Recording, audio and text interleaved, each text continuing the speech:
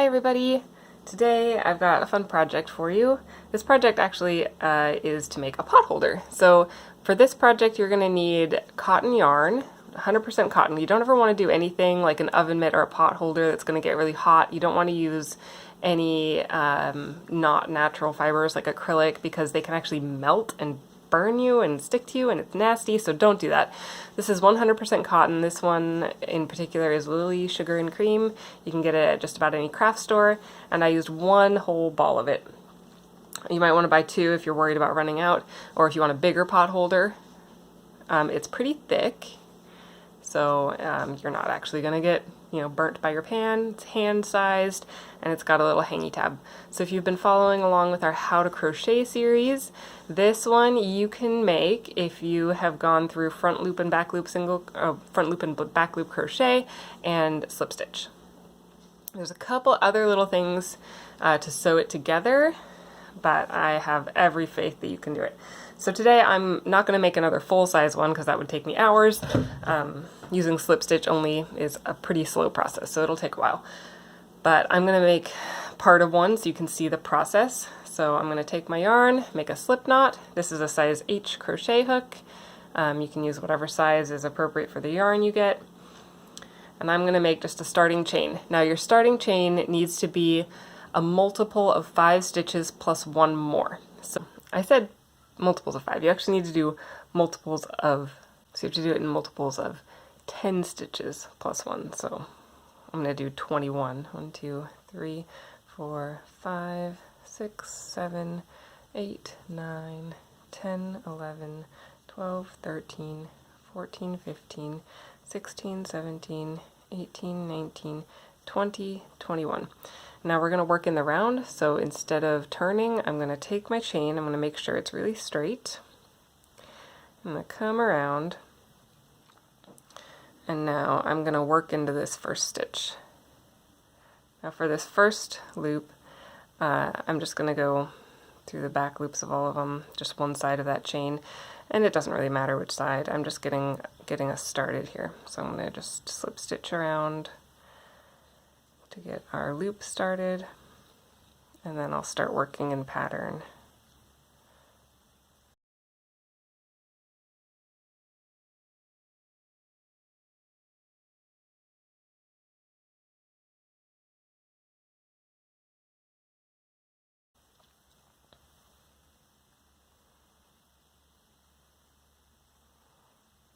So now I've gone around one whole row and slip stitch, made sure that I stayed straight so it's not twisted, and now I'm going to start the pattern. So to do this, all you have to do is do 5 stitches in the back loop, then 5 stitches in the front loop, and back and forth. Every 5 stitches you'll switch between the back loop and the front loop. So I'm going to start with the front loop. I'm going to do 5 stitches in my front loop.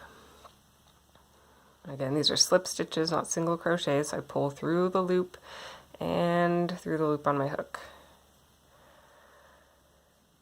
3, 4, 5, then the back loop for 5 stitches. 1, 2, 3, 4, 5, then the front loop for 5 stitches. 1, 2, 3, 4, 5, then the back loop for 5 stitches. 1, 2, 3, 4, 5. Now I'm 1 stitch short of having gone all the way around. But I'm still going to keep doing the same thing. So I just did 5 through the back loop, now I'm going to do 5 through the front loop. 1, 2, 3, 4, 5, and then the back loop for 5. So this pattern is really, really pretty simple, but it makes such a pretty design. When you do it. Okay, so I just did 5 back loops, so now I'll do 5 front loops, And really quickly here you're going to start seeing this pattern emerging.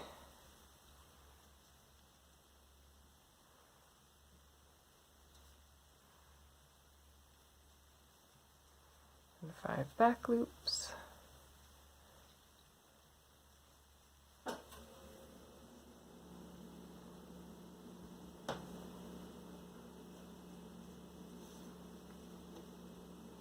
Then 5 through the front loop. 1, 2, 3, 4, 5 back loops. 1, 2, 3, 4, 5 front loops for 5. 1, 2, 3, 4, 5. So you can see I'm already starting to get these diagonals that are coming in my pattern. And again, that's because we have one more than an even 10 in our repeat. So every 10 is, the next row is going to be offset by 1 stitch. The 10 is going to start 1 stitch sooner, so it ends up being a diagonal. I'm going to keep going just for a little bit, and then I can show you kind of how to finish it when you're done. So a single crochet only, like I said, it's not a very common technique, but there's actually kind of a whole class of crochet called Bosnian crochet that uses a lot of this technique. It's hard to count while I talk. That'll use just single crochet in either the front loop or the back loop to make cool patterns. So that can be fun. If it's something you're interested in, you should check it out.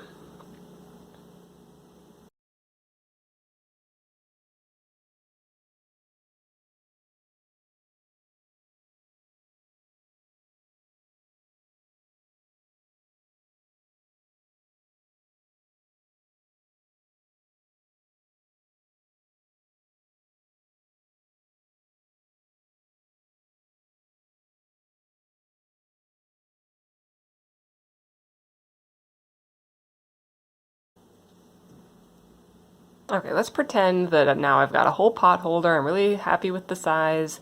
It's just how I want it. I've got this really cool diagonal pattern that goes around the whole thing. And now I want to finish it off. So I've got right now a tube, right? A cylinder of crochet.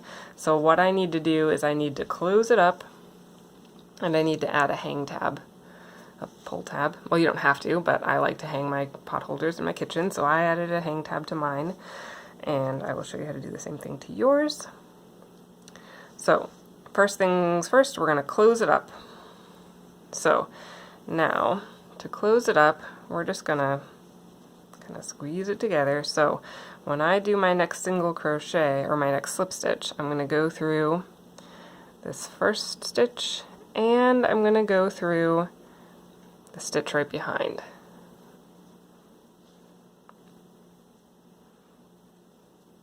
Actually, I'm going to make my pull tab, so I'm going to chain 10. 1, 2, 3, 4, 5, 6, 7, 8, 9, 10. And now I'm going to join this thing together. I'm going to go through the slip stitch through both sides. So I've got the stitch on the front of my cylinder and the stitch on my back. I'm going to pull through both of those and the loop on my hook. I'm going to do the next one. I'm going to insert in the stitch in the front and the stitch in the back. I'm going to pull up a loop through both stitches and through the loop on my hook. So I'm basically just sewing this together with a slip stitch. And it doesn't really matter too much whether you go through the front loop or the back loop. You can play with it and see which way you like it better, because it will look a little bit different. So experiment. I'm always encouraging experimenting with crochet. That's how we get new techniques, right? And figure out what you like. I mean, if you really wanted, you could match the front loop or the back loop to where you were in the pattern below. I think that's too much work, so I don't want to do that. But you could, and it would look nice and neat. So I'm just sewing this top edge together.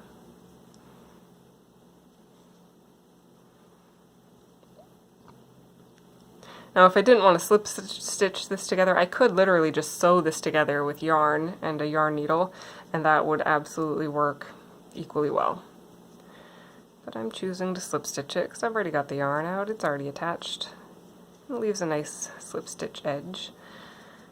So now I've got a pull tab, I've got a slip stitch edge, and now I need to close up the other edge. So if this was my real pot holder, I would trim this off and pull it through, and then I would weave in my end,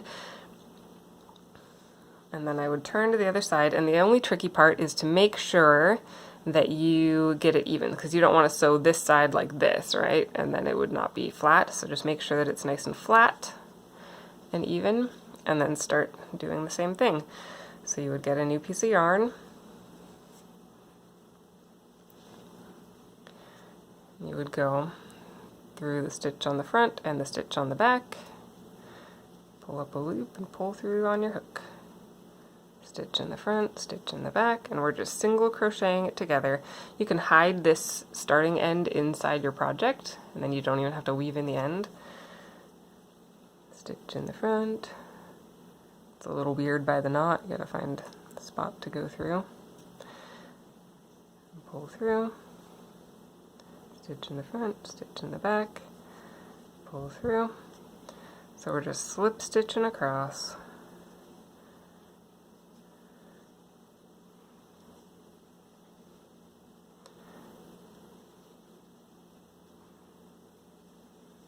And mine looks a little weird because I left this yarn.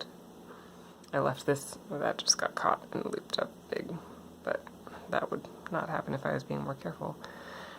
I left this because I didn't tie it off. So you wouldn't normally have that. You would have an end here and an end here to weave in. And because this is hollow in the middle, you can weave it in by sticking it, I'm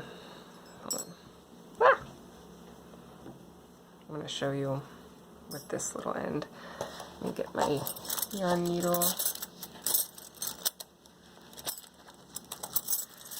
So you can weave it in. You don't even really have to weave it if you tie it off.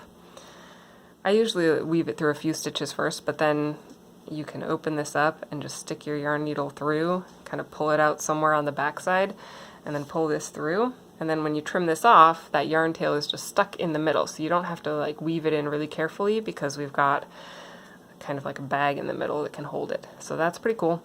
This is my silly tiny little pot holder, but hopefully that was enough for you to figure out how to make your own. So again, this one that I made, I did 71 stitches was my repeat, or was my starting chain, and every 5 stitches I changed, just like in my example. So I did 5 front loop, 5 back loop, 5 front loop, 5 back loop, all the way across around in a circle. So it's double layer, double thick, and I did a loop that is 10 stitches, and I single crocheted the top and the bottom together to finish it. So it's a really simple pattern, but it makes a great product, and I hope you enjoy it. Don't forget to subscribe to get the next videos in the Learn to Crochet series or some bonus patterns, and happy crocheting!